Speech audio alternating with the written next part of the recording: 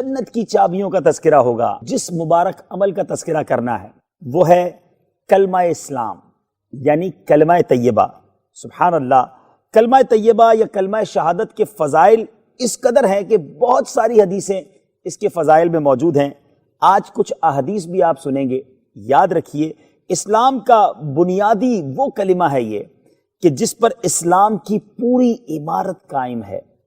یہ کلمہ بلا شبہ جنت میں لے جانے والا عمل، بلکہ جنت میں لے جانے والے تمام اعمال صالحہ کی اصل و بنیاد ہے۔ یعنی اگر کلمہ طیبہ ہی نہیں ہے، ایمان ہی پکا نہیں ہے، اپنے دل سے اللہ اور اس کے رسول کو مانا ہی نہیں ہے، تو پھر باقی اعمال کی کیا حیثیت رہ جاتی ہے؟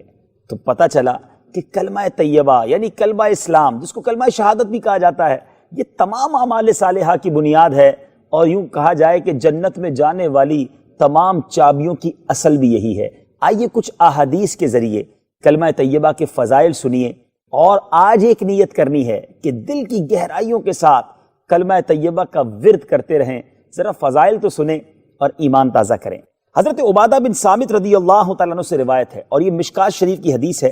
انہوں نے کہا کہ میں نے رسول اللہ صلی اللہ تعالیٰ علیہ وسلم کو یہ فرماتے سنا کہ جو شخص اس بات کی گواہی دے کہ خدا عز و جل کے سوا کوئی معبود نہیں اور حضرت محمد صلی اللہ تعالیٰ علیہ وسلم اللہ کے رسول ہیں، تو اللہ تعالیٰ اس کے اوپر جہنم کو حرام فرما دے گا۔ سبحان اللہ، یہ گواہی دینا دل کی گہرائیوں سے کس قدر بڑی برکت ہے۔ ایک اور حدیث پاک سنیے اور ایمان تازہ کیجیے۔ مسلم شریف کی حدیث ہے، حضرت عثمان رضی اللہ تعالیٰ عنہ سے روایت ہے۔ انہوں نے کہا کہ رسول اللہ صلی اللہ تعالیٰ علیہ وسلم نے فرمایا کہ جو شخص لا الہ الا اللہ کا یقین رکھتے ہوئے مرا، وہ جنت میں داخل ہوگا۔ سبحان اللہ۔ یہاں ایک بات کی وضاحت کرنا ضروری سمجھتا ہوں کہ جہاں حدیثوں میں فقط لا الہ الا اللہ کا ذکر کیا گیا، اس سے مراد پورا کلمہ یعنی لا الہ الا اللہ محمد الرسول اللہ صلی اللہ تعالیٰ علیہ وسلم ہے، مگر اس کو اختصار کے طور پر شارٹ فارم میں لا الہ الا اللہ کے طور پر ذکر کیا گیا۔ جیسا کہ عام طور پر کہا جاتا ہے کہ نماز میں الحمد پڑھنا واجب ہے، اس سے مراد یہ نہیں ہے کہ صرف الحمد پڑھنا ہے، اس سے مراد پوری سورہ فاتحہ ہے۔ اسی طرح میرے میٹھے اسلامی بھائیوں، جہاں جہاں حدیثوں میں صرف لا الہ الا اللہ کا ذکر ہے، اس سے مراد پورا کلمہ ہے، کیونکہ ظاہر ہے کہ صرف لا الہ الا اللہ کہنے والا ہرگز مسلمان نہیں ہو سکتا، نہ جنت میں جا سکتا ہے۔ مسلمان اور جنتی تو وہی ہوگا جو پورے کلمہ یعنی لا الہ الا اللہ محمد الرسول اللہ صلی اللہ تعالی علیہ وسلم اس کو دل سے سچا مان کر زبان سے پڑھے۔ چنانچہ اس عنوان میں جہاں جہاں احادیث میں لا الہ الا اللہ کہا گیا، اس سے مراد پورا کلمہ طیبہ ہی ہے۔ ایک اور حدیث پاک سنیے، حضرت معاذ بن جبل رضی اللہ تعالیٰ عنہ سے روایت ہے۔ انہوں نے کہا کہ مجھ سے رسول اللہ صلی اللہ تعالیٰ علیہ وسلم نے فرمایا، جنت کی کنجیاں لا الہ الا اللہ کی گواہی ہے۔ یہی تو ہمارا موضوع ہے کہ جنت کی چابیاں، سبحان اللہ، کلمہ طیبہ گویا جنت میں جانے کا گیٹ پاس ہے، مگر یہ دل کی گہرائیوں سے پڑھنا ہے اور بار بار پڑھنا ہے۔ یہاں کچھ مسائل بھی آپ سنیں گے جو مزید ایمان کو جلا بخشیں گے، مزید کلمہ طیبہ سے محبت کو پیدا کریں گے۔ اب جو یہ احادیث آپ نے سنی ہے، اس سے ایک بات سمجھ یہ آتی ہے کہ لا الہ الا اللہ محمد الرسول اللہ کو دل سے سچا مان کر پڑھنے والا یقیناً ضرور جنت میں جائے گا۔ اب اس کی چند صورتیں ہیں۔ نمبر ایک، سنتے جائیے اور سمجھتے بھی جائیے۔ نابالغ مگر ہوش مند لڑکے نے کلمہ پڑھ لیا اور بالغ ہونے سے پہلے ہی مر گیا، یا بالغ نے یہ کلمہ پڑھا اور فوراً ہی یا تو مجنون ہو گیا یعنی پاگل ہو گیا اور اسی حالت میں مر گیا، یہ کلمہ پڑھتے ہی فوراً اس کا انتقال ہو گیا، یعنی کوئی نہ نیک کام کر سکا نہ کوئی گناہ کر سکا، تو اب فقط کلمہ اسلام پر ایمان لانے کے سبب سے یہ ہمیشہ ہمیشہ کے لیے جنت میں داخل ہو جائے گا، کیونکہ اس نے گناہ ہی نہیں کیا نا۔ کلمہ طیبہ پڑھنے کے بعد اس کے گناہوں کا گویا اندراج ہی نہیں ہو سکا، تو اب یہ جنت میں چلا جائے گا۔ ایک صورت تو یہ ہے۔ دوسری صورت یہ ہے کہ کسی نے کلمہ اسلام پڑھ کر عمر بھر نیکی ہی کے اعمال کیے، کوئی گناہ کا کام اس نے کیا ہی نہیں، تو یہ شخص بھی ہمیشہ ہمیشہ کے لیے جنت میں جائے گا۔ تیسری صورت کیا ہے کہ کسی شخص نے کلمہ پڑھ کر کچھ نیک اعمال کیے اور کچھ گناہ کے کام بھی کر ڈالے، یعنی ہم جیسا اگر کوئی گناہ گار بندہ ہے تو فرمایا کہ مگر مرتے دم تک اس کلمے پر قائم رہا تو اگر اس شخص کو توبہ نصیب ہو گئی تو بھی یہ ہمیشہ ہمیشہ کے لیے جنت میں جائے گا، اور اگر یہ شخص توبہ نہ کر سکا تو پھر اس کا معاملہ خداوند کریم کی مرضی پر ہے۔ اگر خداوند تعالیٰ چاہے تو اپنے فضل و کرم سے اس کے گناہوں کو معاف فرما دے گا اور اس کو ہمیشہ ہمیشہ کے لیے جنت میں داخل فرما دے گا، اور اگر چاہے تو اس کے گناہوں کے لیے اس کو جہنم کا عذاب دے، پھر اس کو جہنم سے نکال کر جنت میں داخل کر دے گا۔ بہرحال کلمہ اسلام پر ایمان رکھنے والا ہمیشہ ہمیشہ کے لیے، ایک بات تو طے ہے کہ جہنم میں ہمیشہ ہمیشہ کے لیے وہ نہیں رہ سکتا، بلکہ وہ کبھی نہ کبھی ضرور جنت میں جائے گا، اس لیے کہ کلمہ اسلام جنت کی کنجیوں میں سے ایک اعلیٰ درجے کی کنجی، بلکہ جنت کی تمام کنجیوں کا دار و مدار اس پر ہے۔ جنت میں پہنچانے والی سڑکوں میں یہ سب سے بڑی سڑک بلکہ یہی شاہراہ ہے۔ اے میرے بیچے پیارے اسلامی بھائیوں، اب کلمہ اسلام یعنی کلمہ طیبہ پڑھنے کا ثواب کتنا ہے؟ بہت سارے اذکار ہم کرتے ہیں اور کرنا بھی چاہیے، مگر کلمہ طیبہ سبحان اللہ، حدیث پاک سنیے اور ایمان تازہ کیجیے۔ اور ترمذی شریف کی حدیث ہے کہ قیامت کے دن ایک شخص کو اللہ تعالیٰ تمام مخلوق کے سامنے کھڑا کر کے اس کے نامہ اعمال کے 99 دفتر کھولے گا، اور ہر دفتر اس کی حد نگاہ کے برابر لمبا چوڑا ہوگا۔ پھر باری تعالیٰ فرمائے گا کیا تجھ کو ان اعمال سے انکار ہے؟ کیا نامہ اعمال لکھنے والے فرشتوں نے تجھ پر کچھ ظلم کیا ہے؟ تو وہ کہے گا نہیں ہے میرے پروردگار۔ پھر باری تعالیٰ فرمائے گا کیا تجھ کو کوئی عذر درپیش ہے، کوئی آرگیومنٹ ہے، کوئی عذر ہے؟ کہے گا نہیں میرے پروردگار۔ اللہ عز و جل فرمائے گا کیوں نہیں، تیری ایک نیکی ہمارے پاس موجود ہے اور تجھ پر کوئی ظلم نہیں ہوگا۔ تو پھر ایک پرچہ نکالا جائے گا جس میں اشہد ان لا الہ الا اللہ واشہد ان محمد رسول اللہ لکھا ہوگا، اور اس کے بعد اللہ تعالیٰ حکم دے گا اے شخص تو اپنے نامہ اعمال تولنے کی جگہ حاضر ہو جا۔ تو وہ شخص عرض کرے گا کہ اے اللہ عز و جل، بھلا اتنے سارے دفتروں کے سامنے، اتنے سارے گناہوں کے سامنے اس چھوٹے سے پرچے کی کیا حقیقت ہے؟ تو اللہ تعالیٰ فرمائے گا کہ تو میزان عمل کے پاس جا کر وزن کرا لے، اور یاد رکھ تیرے اوپر کوئی ظلم نہیں کیا جائے گا۔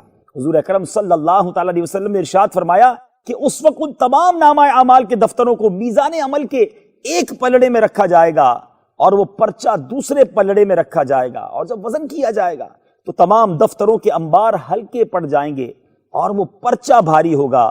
ظاہر ہے بھلا خدا کے نام کے سامنے اللہ عز و جل کے نام کے مقابلے میں کون سی چیز بھاری ہو سکتی ہے؟ کلمہ طیبہ بھی تمہاری زبانوں پہ پڑھنا آسان ہے، اس کو اتنا عادی بنا لو، اتنا عادی بنا لو زبان کو کلمہ طیبہ کا کہ جب زبانیں بھاری ہو جائیں، سکرات کا عالم طاری ہو، اس وقت زبان سے الفاظ مشکل سے ادا ہوں گے، لیکن چونکہ تمہاری زبان کلمہ پڑھنے کی عادی ہوگی، اس وقت بھی زبان پر کلمہ طیبہ جاری ہو جائے گا۔ اور ایک لاجیکلی مثال دیتا ہوں میرے بدر چل کے ناظرین، بعض اوقات آپ نے دیکھا ہوگا کہ جن کی زبان پر کلمہ طیبہ ہو، یا رسول اللہ کی صدائیں ہوں، یا غوث اعظم وہ کہنے کے عادی ہوں، تو جب کبھی کوئی مشکل مرحلہ آتا ہے نا، ایکسیڈنٹ ہوتے ہوتے انسان کا رہ جاتا ہے، کوئی جھٹکا لگتا ہے، کوئی تکلیف پہنچتی ہے، تو بے ساختہ انڈیلیبریٹلی اس کی زبان سے کلمہ طیبہ نکل آتا ہے، یا رسول اللہ کی صدا نکل آتی ہے، یا غوث اعظم کی صدا نکلتی ہے۔ ایسا ہوتا ہوگا آپ کے ساتھ، ہوا ہے نا آپ کے ساتھ؟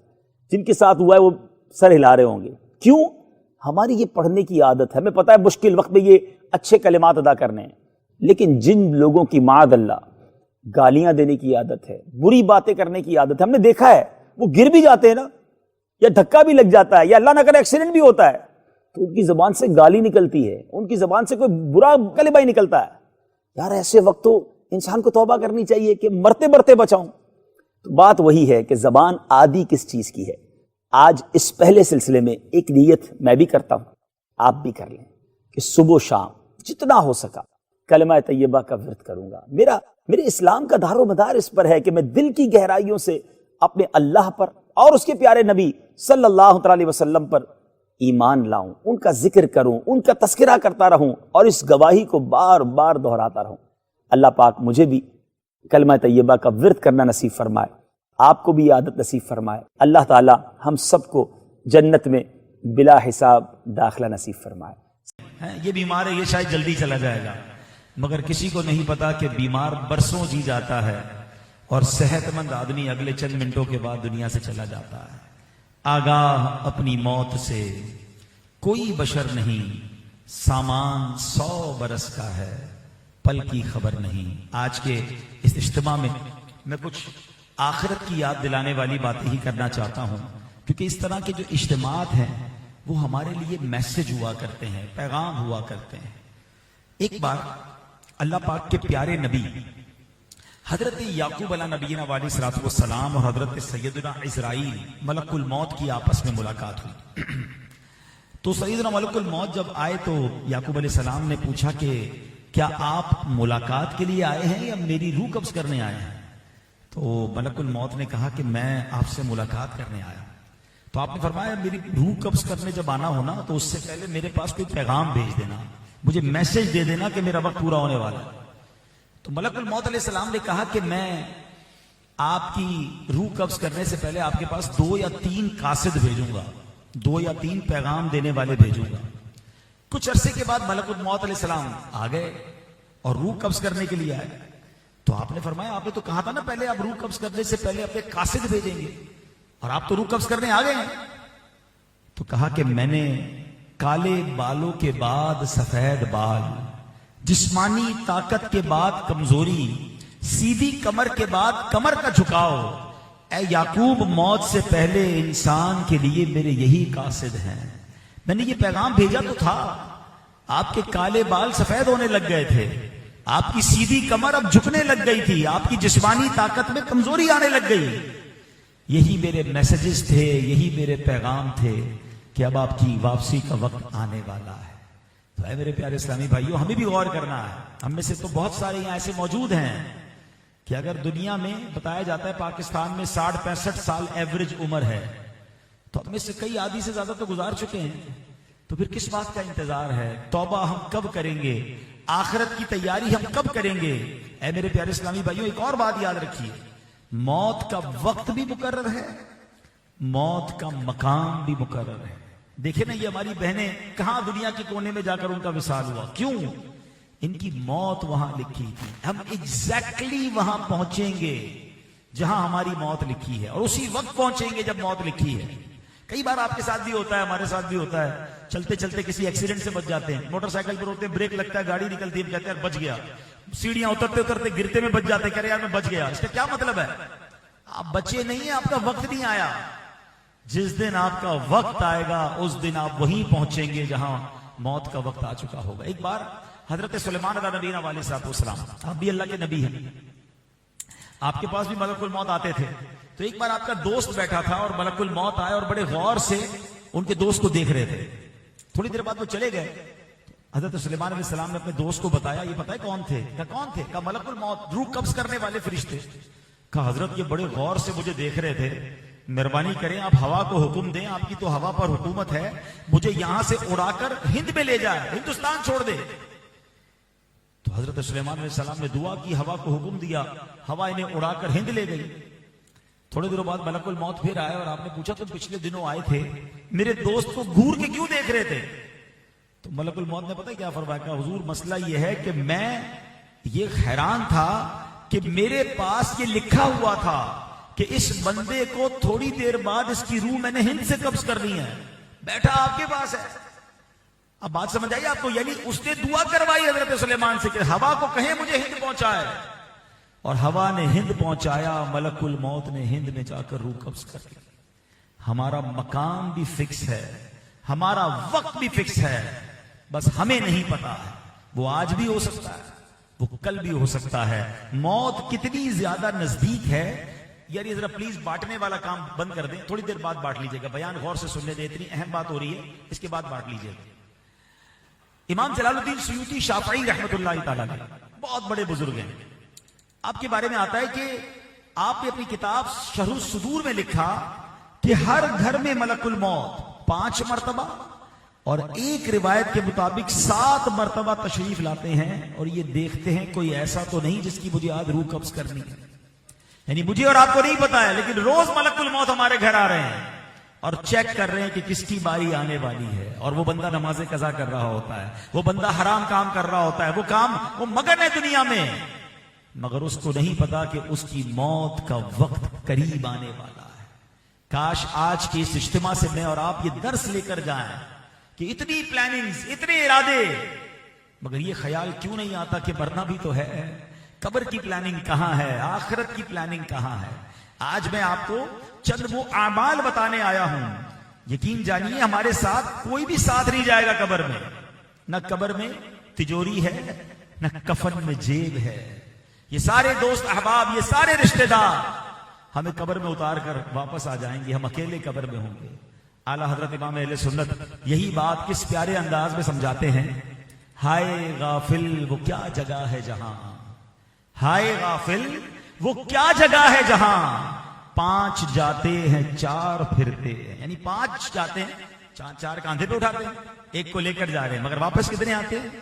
4 پھرتے ہیں، اسے ایک کو قبر میں ڈال کر آ جاتے ہیں۔ مجھے اور آپ کو سب سارے دوست احباب جن کو ہمارے بغیر چلتا نہیں ہے، وہ سب اکیلی قبر میں چھوڑ کر آ جائیں گے، مگر کیا کوئی ساتھی ہوگا؟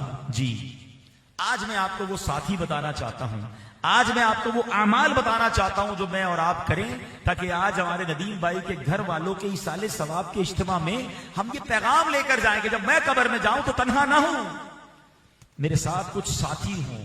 اب وہ ساتھی کون بن سکتے ہیں؟ سنیے، حضرت کعب رضی اللہ عنہ سے مروی ہے، جب نیک آدمی کو قبر میں رکھا جاتا ہے تو اس کے اعمال صالحہ یعنی اچھے عمل، نماز، روزہ، حج، جہاد اور صدقہ وغیرہ اس کے پاس جمع ہو جاتے ہیں۔ جب عذاب کے فرشتے اس کی پیروں کی طرف سے آتے ہیں تو نماز کہتی ہے انہی پیروں پہ کھڑے ہو کے اس نے عبادت کی ہے، تمہارے لیے کوئی جگہ نہیں ہے۔ سبحان اللہ۔ فرشتے سر کی طرف آتے ہیں تو روزہ کہتا ہے کہ اللہ کی رضا کے لیے یہ بھوکا پیاسا رہا تھا، تمہارے پاس یہاں کوئی جگہ نہیں ہے۔ اللہ اکبر۔ اب فرشتے اس کے جسم کے دوسرے حصوں کی طرف آتے ہیں تو حج آگے آ کر کہتا ہے اسی باڈی کو اس نے اللہ کی راہ میں سفر میں گزارا تھا، تھکا تھا، اس جسم کو اس نے سفر میں گرد آلود کیا تھا، تمہارے پاس کوئی جگہ نہیں ہے۔ ہاتھوں کی طرف آتے ہیں عذاب کے فرشتے عذاب دینے کے لیے تو صدقہ کہتا ہے کہ انہی ہاتھوں سے انہیں صدقہ دیا تھا، اللہ کی راہ میں خرچ کیا تھا، تمہارے لیے کوئی گنجائش نہیں ہے۔ اللہ اکبر۔ اب سبحان اللہ میت سے کہا جاتا ہے کہ تیری زندگی اور موت دونوں بہترین ہیں۔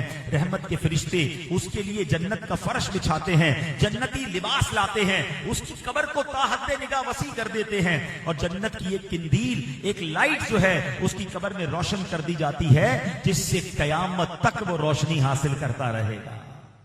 نماز بچائے گی قبر میں، نماز ساتھ آئے گی قبر میں، تلاوت ساتھ آئے گی قبر میں، روزہ ساتھ آئے گا قبر میں، حج اور سبحان اللہ اللہ کی راہ میں دیا ہوا صدقہ کام آئے گا۔ اب غور کر لیں، کیا یہ ساتھی تیار ہیں؟ کیا قبر میں جانے کے لیے یہ چیزیں ہم نے تیار رکھی ہیں؟ اے میرے پیارے اسلامی بھائیوں، اسی طرح ایک اور بڑا پیارا عمل ہے، سبحان اللہ، ندیم بھائی کو یہ سعادت میں نے دیکھا حاصل ہے، یہ مسجد کی بڑی خدمت کرتے تھے، اللہ کرے یہ خدمت ہمیشہ جاری رکھے اور اللہ ہمیں بھی اپنے گھر کا خدمت گار بنائے۔ مسلمانوں کے دوسرے خلیفہ حضرت عمر فاروق اعظم رضی اللہ تعالیٰ عنہ فرماتے ہیں جس نے اللہ پاک کی مساجد کو روشن کیا، اللہ پاک اس کی قبر کو روشن فرمائے گا۔ قبر روشن کر دی، مسجد کو روشن کریں۔ فرمایا جس نے اس پہ خوشبوئیں رکھی، مسجدوں کو خوشبودار کیا، اللہ پاک جنت میں اس کے لیے خوشبو مہیا کرے گا۔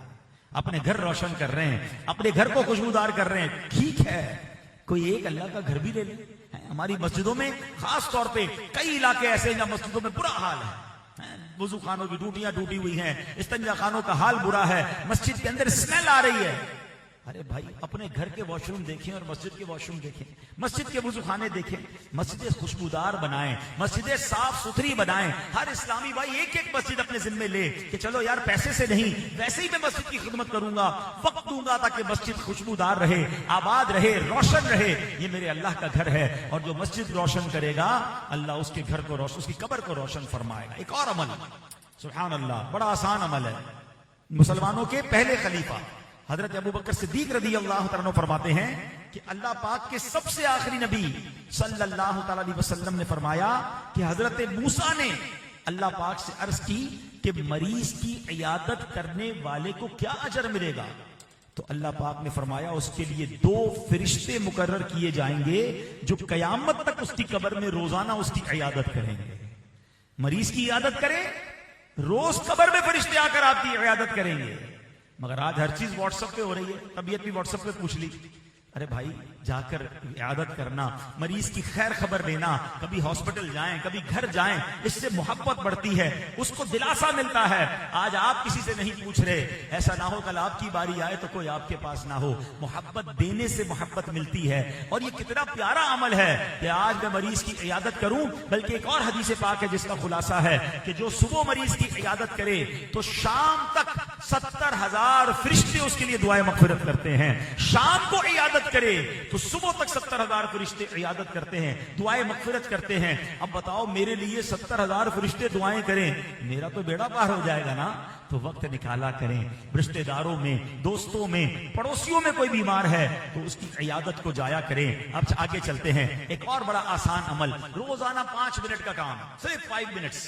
اور وہ کیا ہے کہ حضرت عبداللہ ابن مسعود رضی اللہ عنہ سے روایت ہے، جب بندہ قبر میں جائے گا تو عذاب اس کے قدموں کی طرف سے آئے گا، تو قدم کہیں گے تیرے لیے میری طرف سے کوئی راستہ نہیں ہے، کیونکہ یہ رات کو سورہ ملک شریف پڑھا کرتا تھا۔ پھر عذاب اس کے سینے یا پیٹ کی طرف آئے گا تو اسے کہا جائے گا تمہارے لیے میری جانب کوئی راستہ نہیں، کیونکہ یہ رات سورہ ملک پڑھتا تھا۔ تو سبحان اللہ، یہ عذاب قبر کو روکنے والی صورت ہے۔ تو روزانہ رات کو سونے سے پہلے 5-6 منٹ لگتے ہیں۔ تبارک الذی بیدہ الملک، یہ 29ویں پارے کی پہلی صورت ہے۔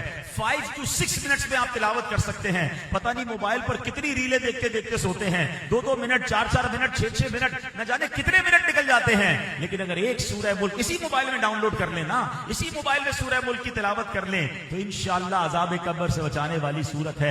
اصل چیز ہے کہ مائنڈ سیٹ بن جائے۔ ہمارا مائنڈ سیٹ پتہ کیا ہے؟ پیچھے بہت کچھ چھوڑ کے جانا ہے۔ بھائی کیوں کما رہے ہو؟ بچوں کے لیے کما رہا ہوں۔ کیوں جمع کر رہے ہو؟ بچوں کے لیے جمع کر رہا ہوں۔ اپنے لیے کیا کیا؟ میرے اور آپ کے مرنے کے بعد جو ہے نا، لوگ پتہ کیا کہیں گے؟ میت نے پیچھے کیا چھوڑا ہے۔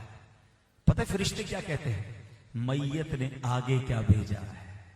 اصل چیز وہ ہے جو ہم آگے بھیج رہے ہیں۔ اپنی آخرت کے لیے، اپنی قبر کو روشن کرنے والے کام کیجئے۔ ایک اور خوبصورت کام سن لیجئے میرے پیارے اسلامی بھائیوں، کہ جو کوئی شخص یہ کام کر لے، روایت میں آتا ہے جو لوگوں کو تکلیف پہنچانے سے باز رہا، اللہ پاک اسے قبر کی تکلیف سے محفوظ رکھے گا۔ ہاؤ ایزی، زندگی کا اصول بنا لیں، میری ذات سے کسی کو تکلیف نہ پہنچے۔ اگر کوئی تکلیف دے بھی دے، میں نے معاف کر دینا۔ میری ذات سے میں کسی کو تکلیف نہ پہنچاؤں۔ یہ سودا مہنگا نہیں ہے پیارے اسلامی بھائیوں، کہ میں کسی کو تکلیف نہ پہنچاؤں اور میری قبر کی تکلیف جو ہے وہ دور کر دی جائے۔ ایک اور بڑا پیارا کام حدیث پاک میں آتا ہے، بے شک کسی شخص کا صدقہ اس کی قبر سے گرمی کو دور کر دیتا ہے، اور قیامت کے دن مومن اپنے صدقے کے سائے میں ہوگا۔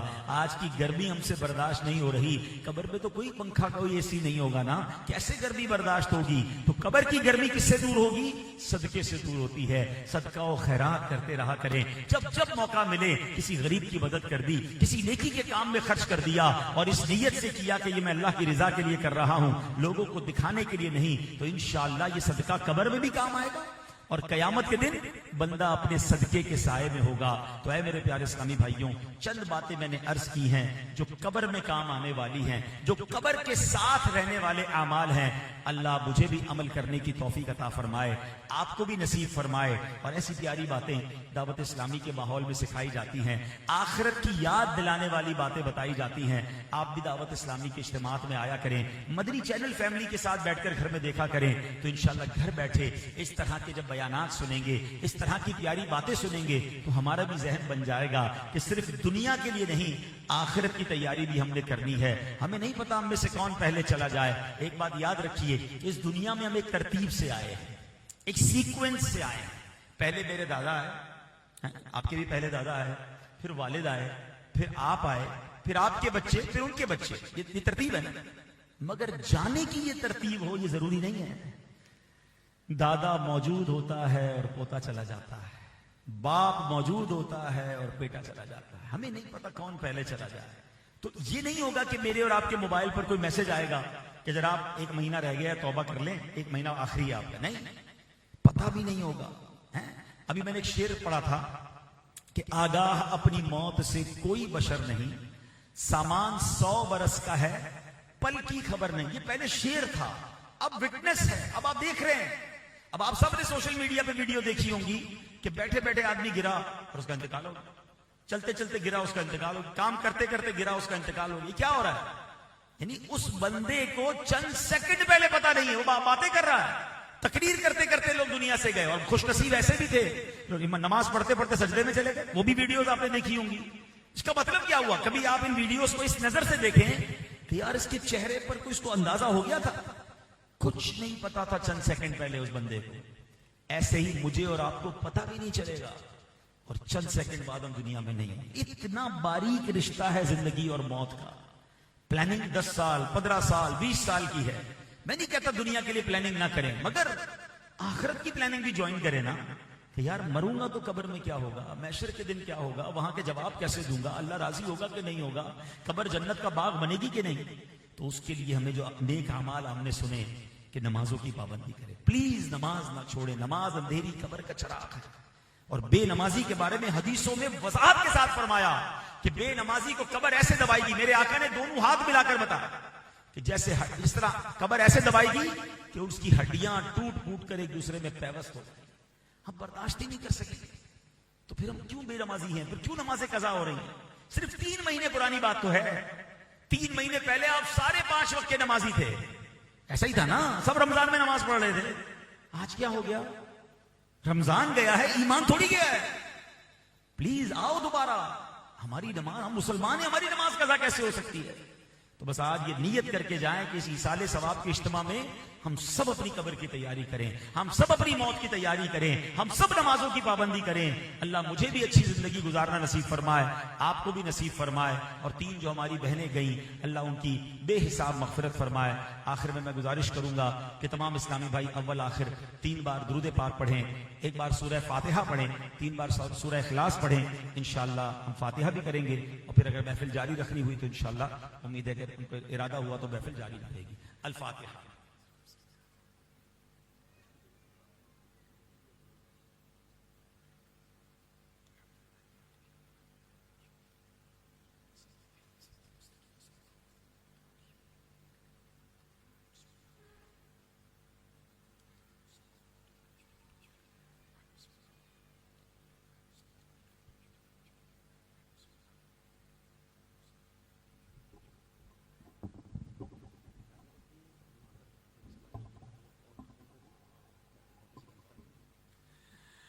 الحمد لله رب العالمين والصلاة والسلام على خاتم النبيين.